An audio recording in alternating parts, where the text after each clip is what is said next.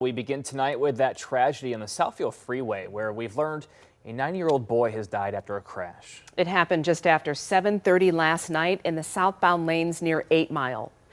Michigan State Police say the boy was a backseat passenger when the car was rear-ended by a box truck.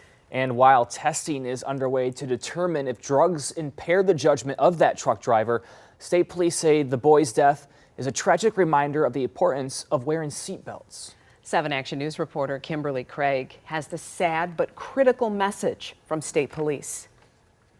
And that's the toughest part about it. We'll have far more people killed in the state of Michigan this year in traffic crashes than we will by guns. And the latest person to die in a crash is a 9-year-old boy. Tuesday evening, he was in the back seat of a Pontiac G6 with his mom driving. Michigan State Police say it appears they had some sort of problem with the car and the hazard lights were on and they were stopped or going very slowly southbound on the Southfield Freeway near 8 Mile when the driver of a box truck rear-ended them.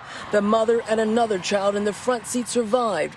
The 9-year-old boy in the back seat was killed in the crash. The child was not ejected but was not wearing a seatbelt. Michigan State Police are handling the investigation, and while they say it does not appear that he was speeding, they are trying to determine whether the driver of the box truck was impaired by narcotics. And when it comes to wearing seatbelts, Michigan State Police say we're not as diligent as we used to be. We're seeing this all the time now. For some reason, seatbelt use is starting to decline across the country, not just in Michigan. So we're seeing that a lot more, especially in the back seat. A crash reconstruction team is trying to determine whether the 9-year-old boy's mother was driving slowly or stopped and exactly why.